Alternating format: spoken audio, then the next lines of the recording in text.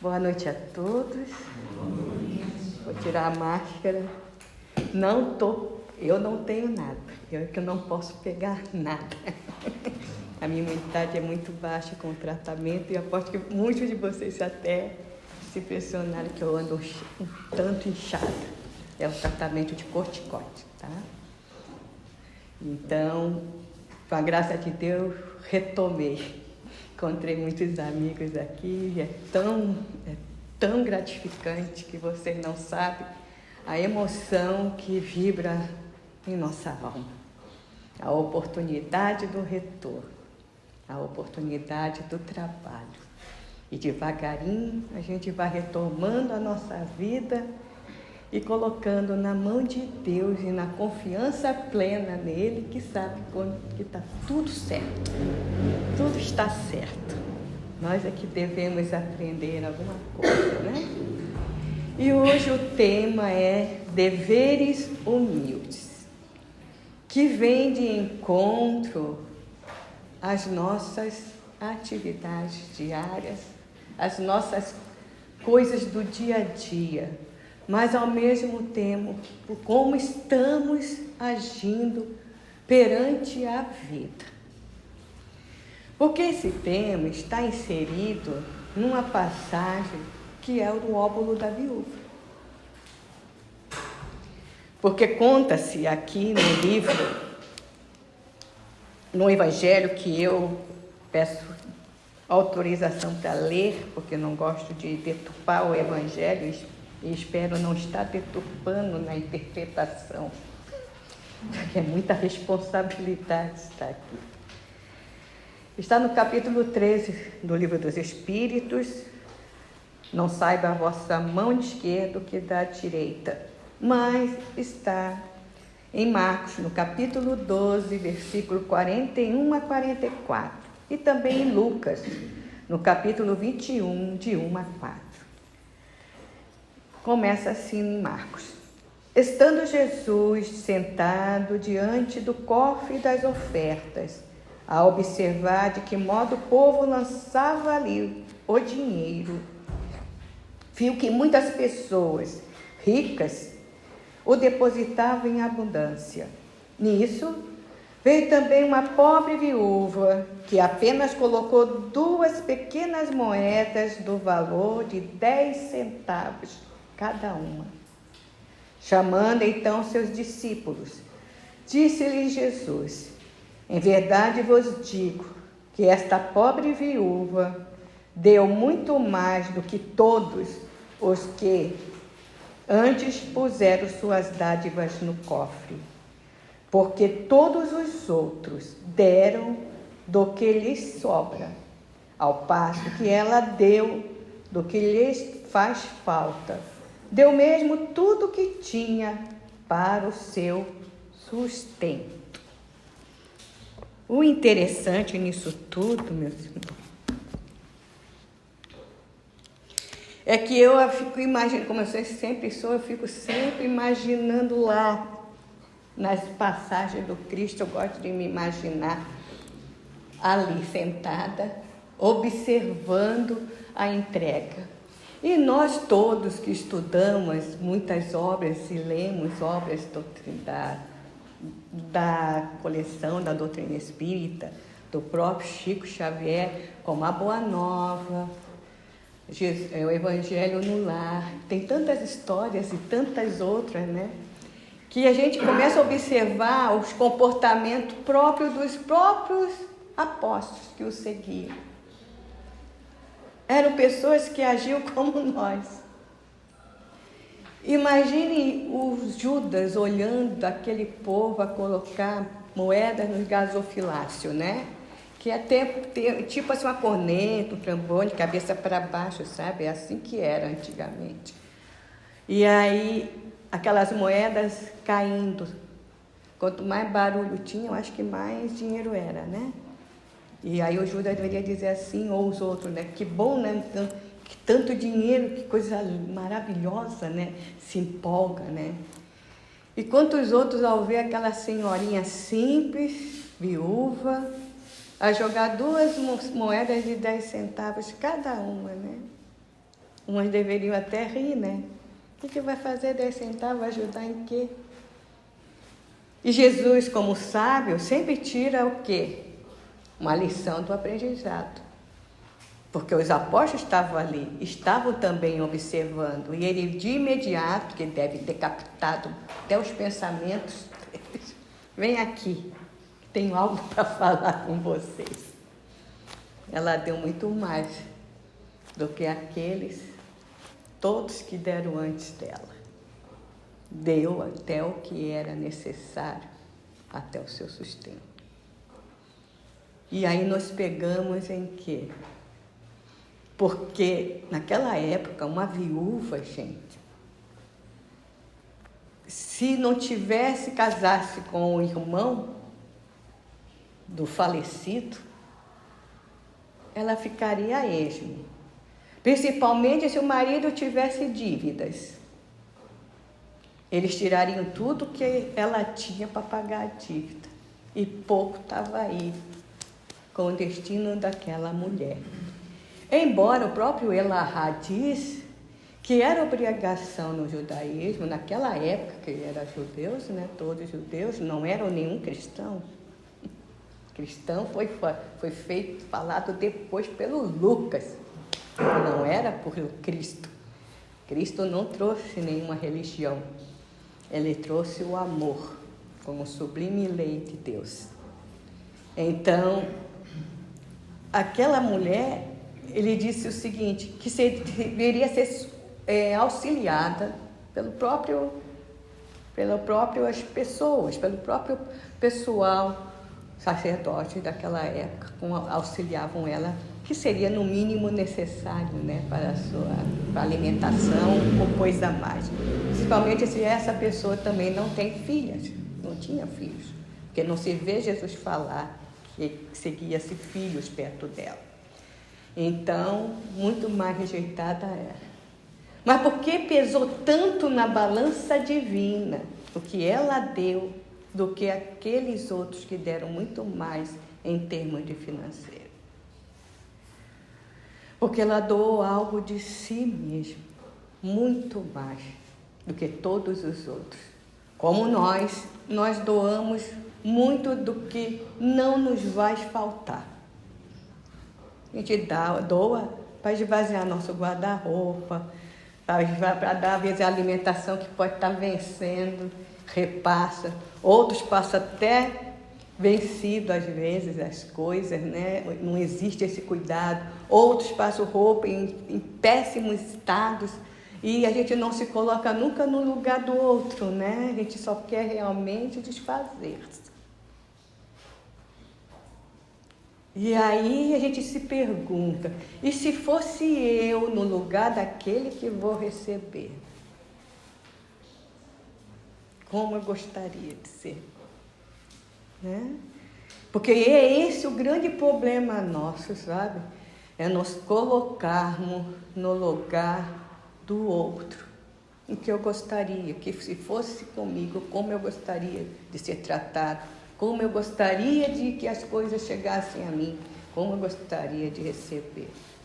A gente fala isso, gente, porque a gente trabalha, como eles também trabalham aqui. A gente vê que tem, às vezes, roupas que não dão para nem ser vestida, né? Aí a gente até doa para outro amigo que ele usa aqueles trapos para fazer aquelas panos de limpeza, né? Estopa, o Luciano lá no nosso lar, no Fabiano de Cristo, né? Amo aquele menino lá, aquele rapaz.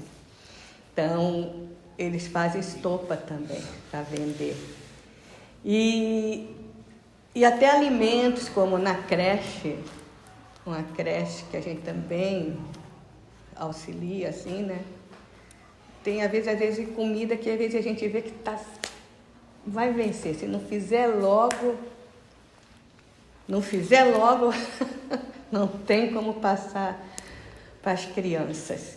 Então, é algo que a gente tem que repensar, né? Que às vezes é uma semana faltando, menos de um mês, a gente tem que correr atrás, até mesmo, uma vez, a própria Mesa Brasil, às vezes, recolhe dos supermercados e tudo, os grandes mercados levam para a gente. E às vezes acontece, né, de vir algo que já está passado.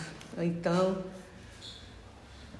nós vemos que o mundo está muito ainda movido pelos nossos próprios egoísmos. Primeiro eu, e os meus, depois os outros.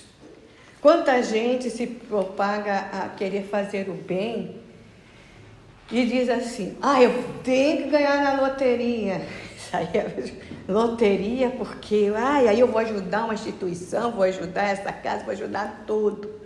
Mas duvido que não tenha em primeiro lugar o quê? O primeiro lugar é eu e os meus. Vou comprar uma casinha para para meus filhos, para isso. Depois eu ajudo os outros. Porque aquela coisa, né? A gente ainda está muito fixos no que é material, do que nós temos, né? Que também nós somos depositários de Deus. Porque no próprio livro dos Espíritos se fala, né? Que no momento a gente está bem, em outra reencarnação, nós podemos vir em outras situações financeiras, em outras situações diferentes. E aí? Tudo como um aprendizado, principalmente para você a gente observar o que é. Como é esse mecanismo da vida, que sempre nos traz aquilo que necessitamos aprender. E vem o Emmanuel, nesse livro aqui, Livro da Esperança. Ele está nesse capítulo 34, e o título é Deveres Humildes. Esses deveres humildes vêm bem do encontro do que nós estamos ainda falando, né? Na passagem essa do gasofilácio e da viúva. E ele mostra o seguinte, que o importante na vida é a gente ser útil. Útil. Porque é interessante que ele não fala na parte da caridade em si. Que aqui tem também, né, um capítulo sobre a caridade. Fora da caridade não há salvação. Não tem um capítulo da caridade. E porque foi logo na benevolência, né, na prática do bem, que caiu esse óbolo da viúva, né? Porque ele diz que todo serviço é útil, mesmo o mais simples de todos. Até mesmo, por exemplo, um engenheiro vai abrir uma estrada no meio lá, vamos ver, de uma floresta, para facilitar a entrega de produtos para aquelas pessoas que vivem mais no interior. Ele traça isso em todas as suas medidas. Mas quem é que vai abrir essa estrada? São os trabalhadores humildes, que vão tirar, cavar, limpar, asfaltar. Outros, por exemplo, ele diz o seguinte, que quantos comerciantes compram produtos da agroindústria, né, da agropecuária, né? E compram, e vão ali para vender verdura, e servem de intermediário para chegar em nossas mesas. Mas nós nunca pensamos que antes alguém cavou a terra, semeou, tratou e plantou e ainda colheu. Um trabalho que parece simples, mas é um trabalho árduo. E aí eu acrescento, essas roupas que nós vestimos, uma de algodão, outra sintética, mas todas passou na mão de pessoas humildes e simples, costureiras, maravilhosas pessoas, que fizeram que chegasse à nossa mão. Nós já só compramos pronto. Não é verdade, gente? Quantas indústrias por aí que foram feitas, planejadas por engenheiros também, e trabalhadores que tiveram que fazer as pecinhas, o parafuso, as coisas. Nós não damos valor a isso, parece que está tão automático isso em nossas vidas, que nós não pensamos nessas pessoas e emanar para elas pensamentos de força, de carinho, de amor.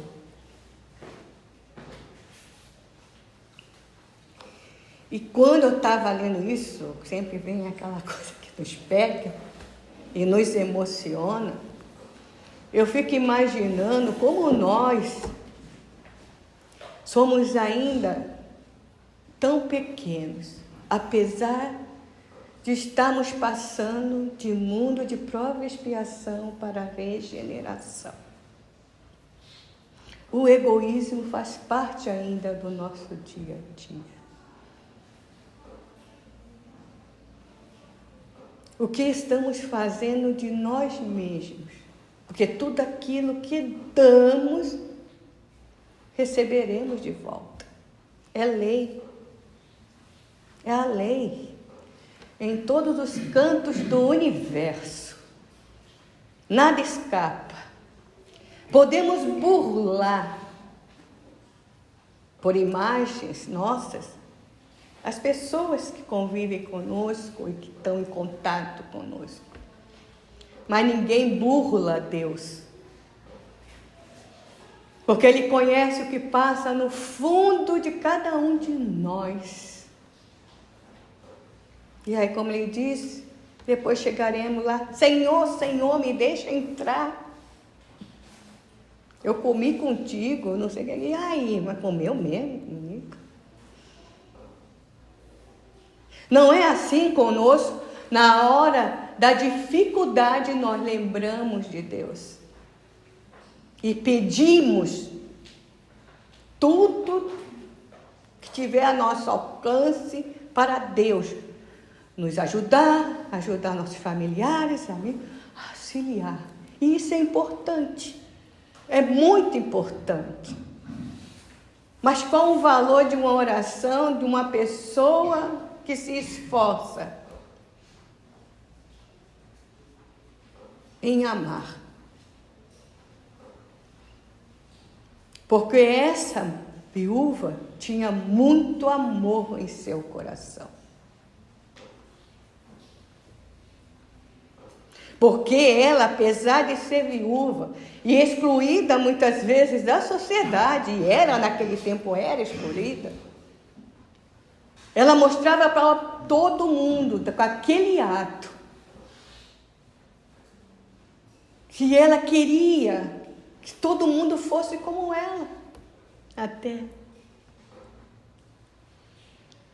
de fazer as coisas com amor, ser na sociedade alguém útil.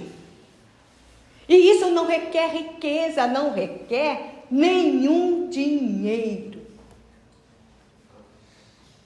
O óbolo da viúva nos mostra que nós podemos nos doar em todos os tempos. Quanta confusão esse mundo está tendo, quantas discussões, quantas desavenças, quanto ódios. É impressionante. Se alguém tiver uma opinião, o outro não aceita, já fica com raiva ou discute. Se um ponto de vista não é configurado como o meu ou o teu, a gente cria um halo de energias deletérias. É isso que eu tenho que estar falando com a minha amiga assim, né? Nós que somos médios, captamos muita coisa de energia que está impregnando o nosso planeta. Não precisa ser das pessoas, é o planeta mesmo. Por que ele está com energias tão densas e pesadas? Porque nós, somente nós, somos os responsáveis por isso. Porque às vezes para sair de uma confusão ou até de uma discussão, às vezes, mesmo que o outro esteja errado, você pode demonstrar todo o erro para ele. Depois, não estiver sereno a nós mesmos. O silêncio também é ser útil. No momento que está todo mundo batendo boca, o silêncio também é se doar. Doar um pouco de paz para aqueles que não têm. E orar enquanto silencia, para que a concórdia se retorne. O que estamos fazendo de nós mesmos? Se nas mínimas coisas, dentro dos nossos lares, fora dos nossos lares, nós discutimos, nós brigamos, nós nos revoltamos. Imagina quem tem o poder na mão. O que ele pode fazer? Porque tão desequilibrado que nem nós. Nós nas pequenas coisas. E nós, com essa emanação, emanamos pelo fluido universal que estamos todos mergulhados, vai cair, captar alguém no mesmo nível que nós, dessa emanação. E acaba acionando o gatilho para aquele que possa fazer uma besteira muito maior do que já no que nós fizemos. Nós estamos todos interligados. Deu para entender? A coisa é maior do que nós imaginamos. A responsabilidade nossa é muito grande. E Jesus veio para isso. Por isso que Joana de Ângeles que diz, Jesus sempre foi útil. No mar da Galileia, quantos peixes ele conseguiu fazer com que os pescadores pegaram? Não joga, lança à direita a sua rede. Nas bodas de Caná,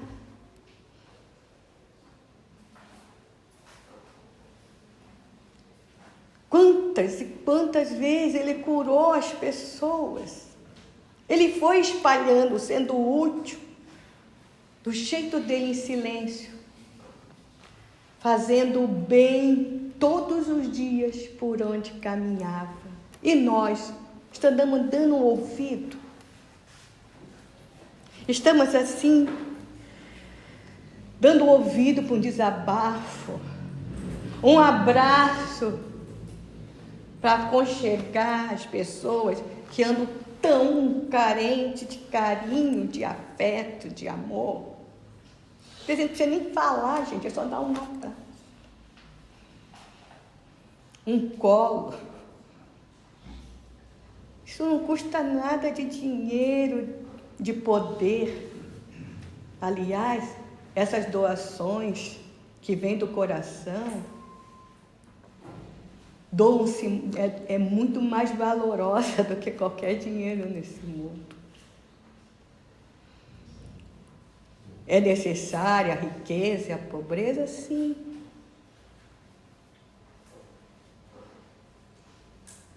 Mas o que estamos fazendo com ela?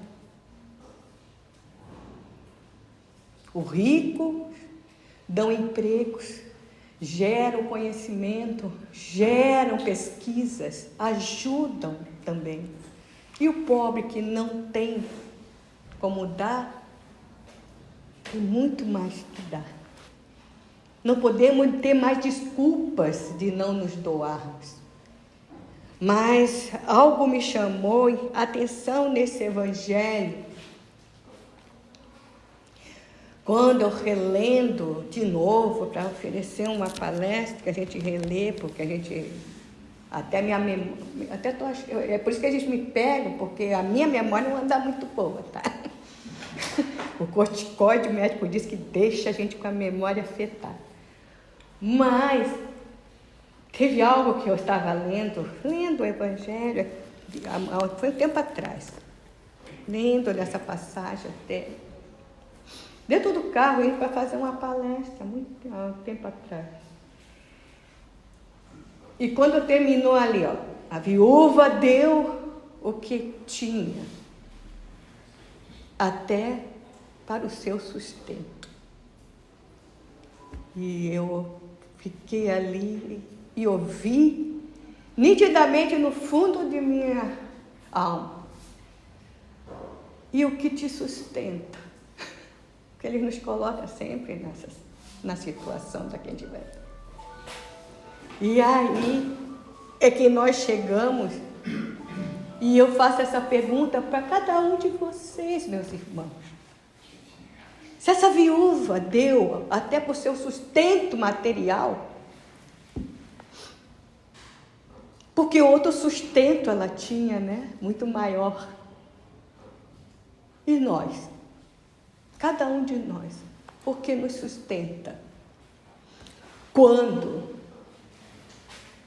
teremos, a gente perde a nossa saúde, perde somas financeiras, perde partidas de entes queridos,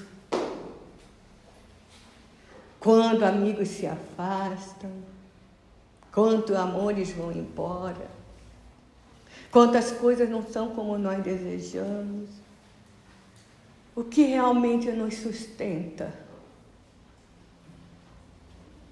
E foi isso que eles me mandaram perguntar. Não foi para mim, foi para todo mundo, que eu não vou ficar nesse pensamento sozinha. Me perdoe.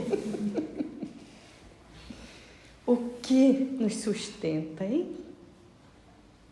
Porque no mundo que estamos hoje, onde as pessoas estão, que todos estamos ficando muitas vezes doentes mentais, depressão, ansiedade e tantas outras coisas, tantos reveses que a vida dá de uma hora para a outra, o que nos sustenta para que não caiamos no suicídio, que estamos no mês amarelo, que é o mês contra o suicídio, em favor da vida.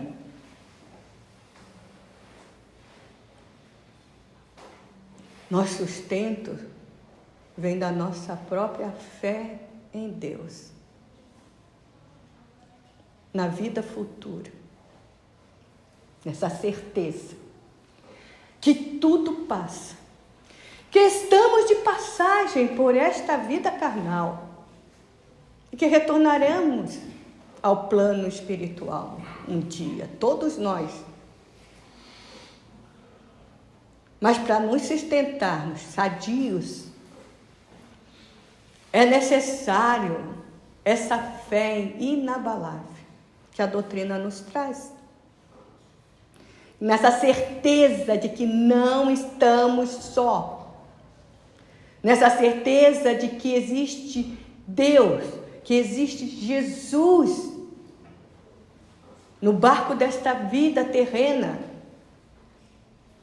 que sabe de tudo, que não está naufragado, como a gente pensa, mas que precisamos estar fortes, firmes, para nos ajudar e ajudar o meu próximo, aonde ele estiver. Porque coisas piores poderão acontecer. E estamos preparados? Ou estamos entrando já, imaginando, já entrando em loucuras? E que essas loucuras tornam uma obsessão. É hora de praticarmos o bem aonde estivermos plantados, porque isso nos tira da nossa fonte, da nossa zona de conforto. E amar cada vez mais, ainda do jeito que temos, que sabemos, porque isso é uma construção. Mas que possamos ser úteis, firmes, confiantes, porque os testemunhos já estamos que ter que dar. Temos que dar. Já estamos passando por isso. E que testemunho estamos dando? De covardia, de medo? De criar tempestades, às vezes, que nem vão acontecer? Sejamos fortes, queridos. Tenhamos fé. E é esse dever simples, humilde, de cada dia que nos fortalece. Porque é assim que Jesus demonstrou quando aqui encarnou-se. Agradeço a atenção de todos e que Deus nos abençoe. Muito obrigada, meus irmãos.